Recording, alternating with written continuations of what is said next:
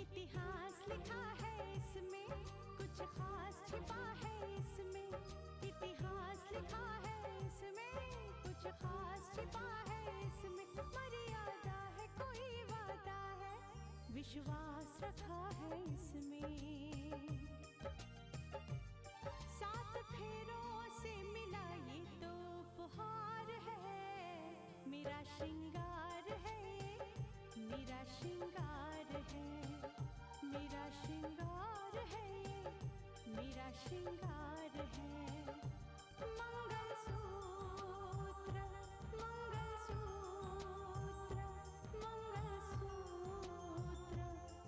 मंगलसूत्र, मंगलसूत्र, मंगलसूत्र,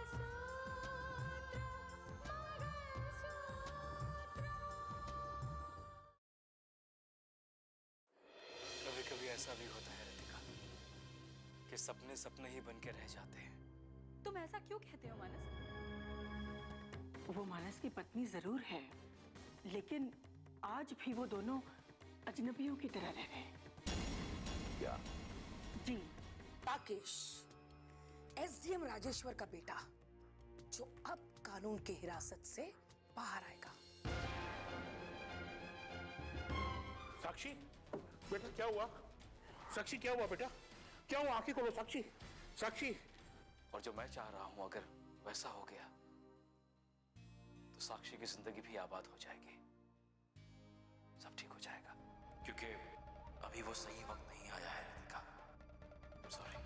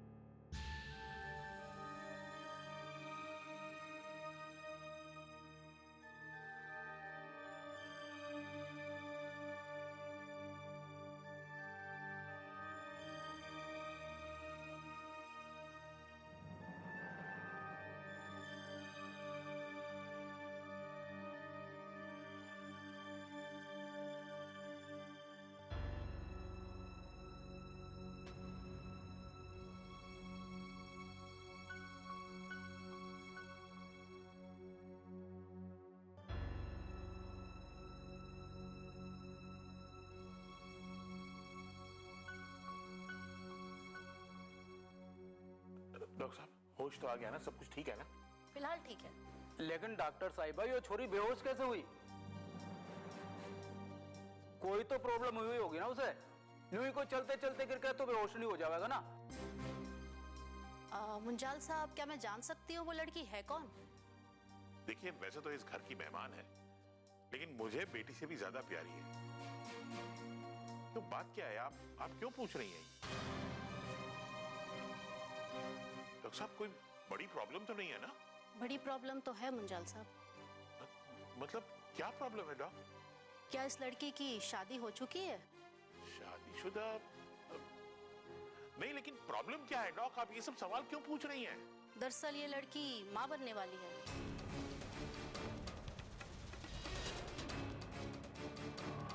और हाँ, इसके बेहोश होने का कारण भी यही था। क्या?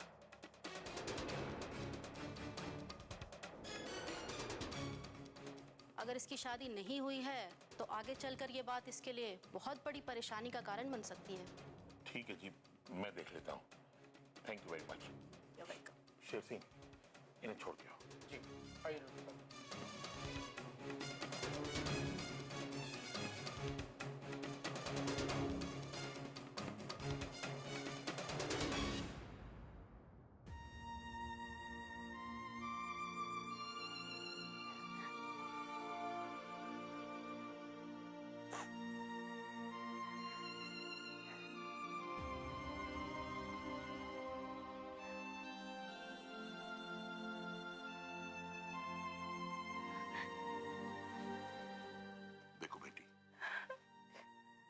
मैं तुमसे बार बार पूछता रहा, लेकिन तुमने कभी कुछ नहीं बताया, हमेशा चुप रही।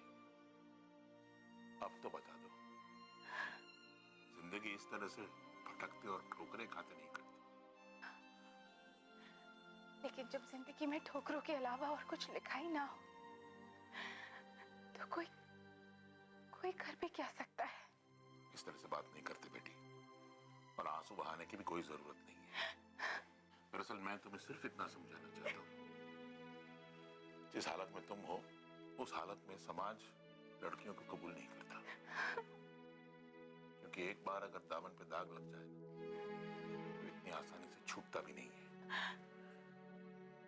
मैं जानती हूँ अंकल, और अगर मैं यहाँ रही तो समाज आप पर भी उंगलियां उठाना शुरू कर देगा।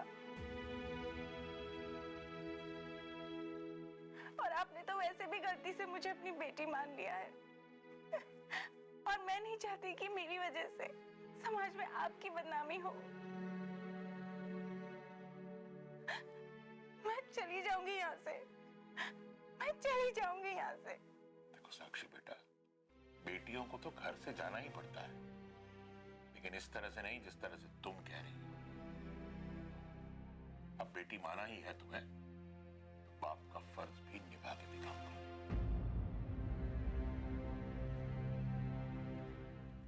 लेकिन इससे पहले तुम्हें मेरा एक काम करना होगा।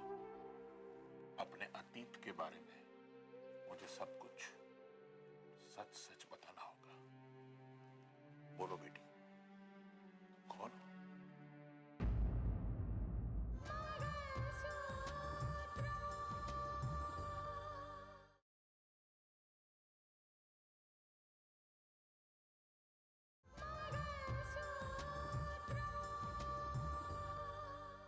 अपने अतीत के बारे में मुझे सब कुछ सच सच बताना होगा। बोलो बेटी, कौन हो?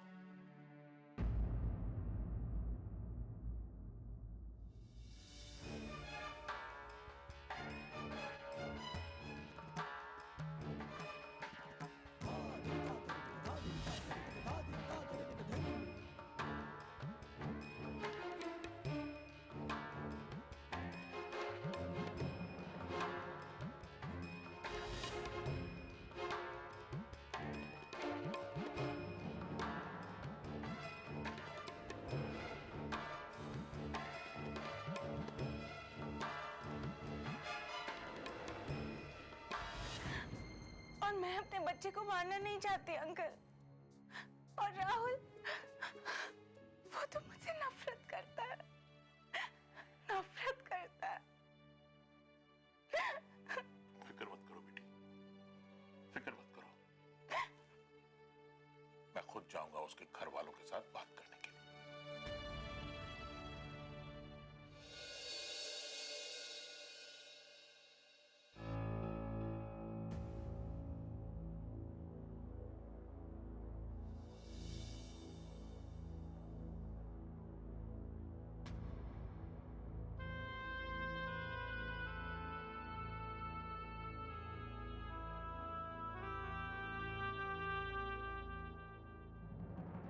मानस बेटा,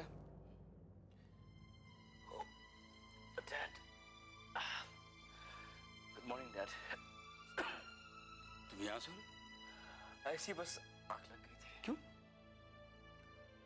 देखो बेटा, कल जब मैंने रितिका को खुश देखा तो मुझे लगा कि इस घर की खुशियां लौट रही हैं, लेकिन तुम्हें ऐसे देखकर मैं बहुत हैरान हूं। क्या बात है? डैड छोड़िए ना, जाने दीजिए। क्यों जाने दो बेटा? बाप हूं मैं तुम्हारा। बाप बेटे से कुछ भी पूछ सकता है। मैं नहीं पूछना चाह रहा था, लेकिन अब पूछना पड़ रहा है। क्या बात है, बताओ। डैड, हर वो बात जो हम सोचते हैं, जो हम चाहते हैं, वो सच हो जाए ये जरूरी नहीं है डैड। रितिका रिश्ते निभाना चाहती है मेरी पत्नी होने के नाते, और मैं रिश्ते निभाना चाहता हूं क्योंकि मैं उससे प्यार करता हूं।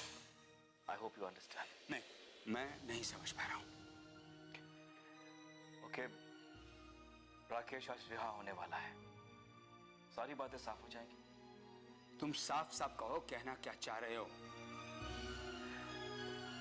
डैड, रितिका रिश्ते निभाना चाहती है, लेकिन तब जब रिश्ते बेमानी हो चुके हैं। वो जो कुछ भी कर रही है ना, सिर्फ परंपराओं को निभाने वाली बात है। सच तो ये है डैड कि वो राकेश को आज भी पसंद करती है। उसकी यादों को कभी मिटा नहीं सकती है वो। He just... तुम कहना क्या चाह रहे हो? असल में राकेश रितिका का पति है डैड, क्योंकि पहले पति के जिंदा होते हुए कानून भी दूसरी शादी को शादी नहीं मानता है। तो तुम कानून का पालन करना चाह रहे हो? मैं सिर्फ अपना फर्ज निभाना चाहता हूं। Just watch it. राकेश रिहा होने वाला है। इस बात का भी फैसला बहुत जल्द हो जाएगा, देखना। मानस, मानस,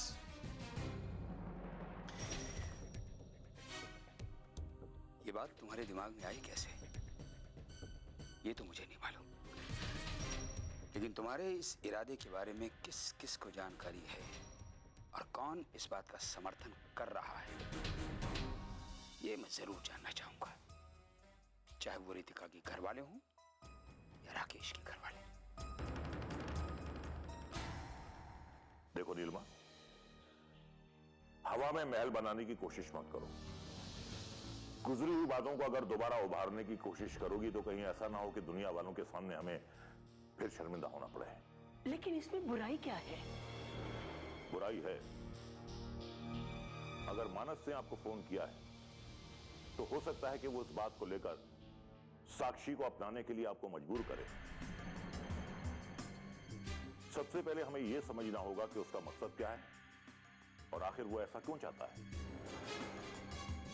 मानस का मकसद सिर्फ रितिका की खुशी है, बस। मैं तो कहता हूं कि पहले तुम अपनी इस सोच को लगाम लगाओ। न जाने कितनी बार तुम ये कोशिश कर चुकी हो कि रितिका दोबारा इस घर में आ जाए, लेकिन मेरी हमेशा ये कोशिश रहेगी कि रितिका इस घर में दोबारा बहू बनकर ना आए और बाहर मुझे कलेक्टर साहिबा को सलाम ना मारना पड़े। ओह, तो आपको इस बात से प्रॉब्लम है? अब तुम्हें जो भी समझना है समझ लो। तो फिर आप सीधा सीधा ये क्यों नहीं कहते कि अपने अहंकार के आगे ना आपको अपने बेटे से प्यार है और ना ही उसकी खुशियों से?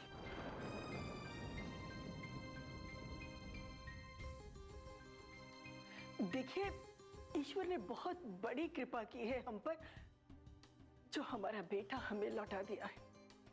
कम से कम अब तो उसकी खुशियां मत छीनिए आप। मैं ये नहीं मानता, मैं ये नहीं मानता कि वो दोबारा रितिका में ही अपनी खुशियां ढूंढने की कोशिश करेगा।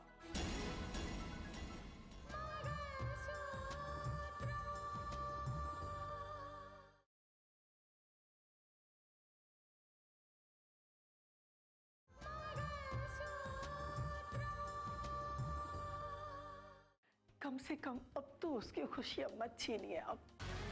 मैं ये नहीं मानता, मैं ये नहीं मानता कि वो दोबारा रितिका में ही अपनी खुशियां ढूंढने की कोशिश करेगा। अब मैं क्या कहूं आपसे?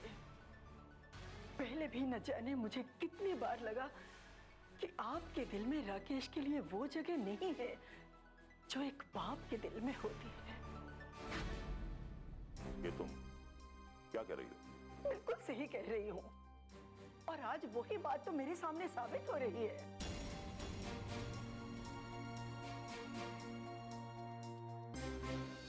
आपके दिल में राकेश के लिए कोई जगह हो या नहीं हो, लेकिन मेरे दिल में है। मैं उसकी माँ हूं। मैंने उसे अपने बेटे की तरह अपने सीने से लगाकर पाला है। मुझे सिर्फ आपका फैसला जानना है। क्या आप रितिका को सिर्फ इसलिए ठुकराना चाहते हैं कि वो आपसे ऊंचे ओहदे पे बैठी है? मुझे रितिका से कुछ लेना देना नहीं है। जो रिश्ते टूट चुके हैं, मैं उन्हें दोबारा जोड़ना नहीं चाहता। अगर तुम राकेश की खुशी के बारे में सोचकर किसी नतीजे पर पहुंचना चाहती हो तो पहले राकेश को आने दो, उससे पूछो कि वो क्या चाहता है। राकेश जो भी फैसला करेगा वो हमें मंजूर होगा।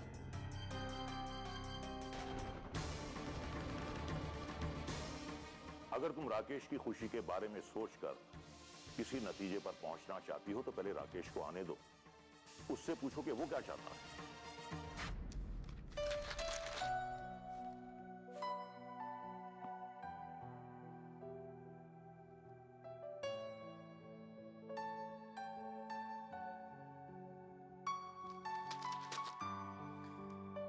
जज साहब, नमस्ते। बैठिए।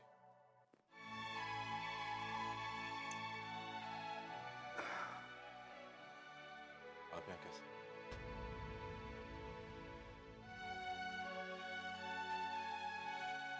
दरअसल एक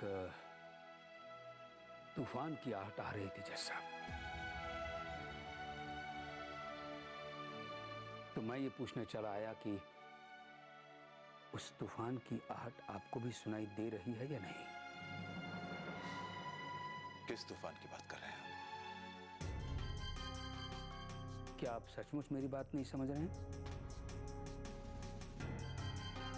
या फिर मुझे कहने के लिए मजबूर कर रहे हैं? आपको जो भी कहना है साफ साफ कहिए,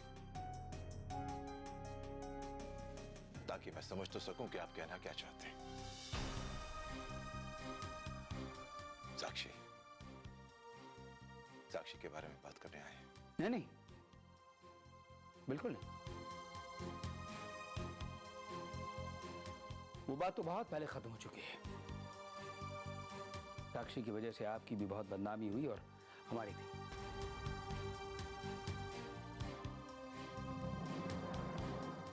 और इसीलिए मैं अपनी बेटी को अभी तक माफ नहीं कर पाया। वो घर छोड़कर जा चुकी। कहाँ है, किस हालत में है, मैं नहीं जानता और ना ही मैं जानना चाहता हूं।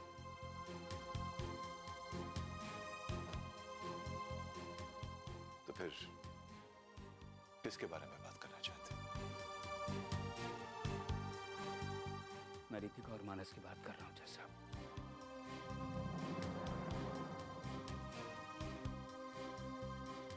क्योंकि जो तूफान आ रहा है, जिसकी आहट मैं सुन रहा हूं, उस तूफान से आपको कोई तकलीफ हो या ना हो, ये मैं नहीं जानता। मैं बस इतना जानता हूं कि उस तूफान से मेरे घर की खुशियां बर्बाद हो जाएंगी, तबाह हो जाएंगी। क्योंकि मानस और रितिका के बीच आज वो शख्स खड़ा है जिसे कभी आपने सजाए मौत दिलाई थी, और आज उसी शख्स को आपने कानून से रिहाई दिलाई है। जी हाँ, रिहाई दिलाई है, क्योंकि वो बेगुनाह है। खैर, आप क्या क्या कहना चाहते हैं? क्या आपको भी नहीं पता कि रितिका के बारे में मानस क्या सोचता है? जज साहब, ये राकेश की रिहाई की वजह से वो रितिका को राकेश से मिलाना चाहता है।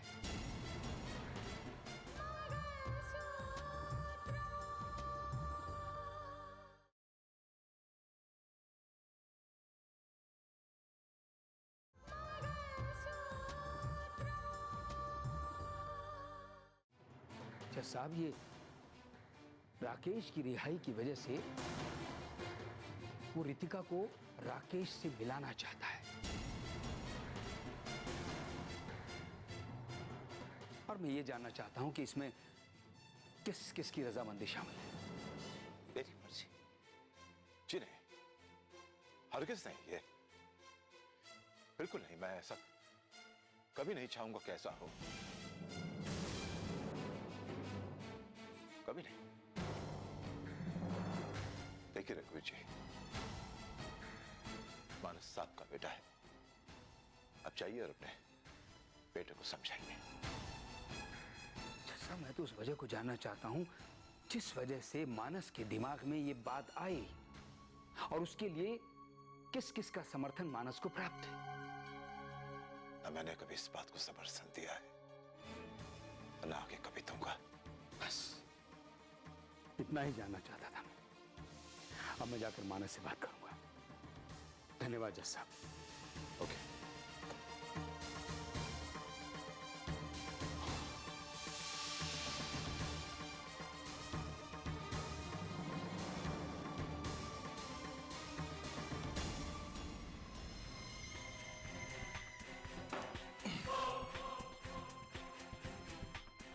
तुम लोग ठीक नहीं कर रहे हो।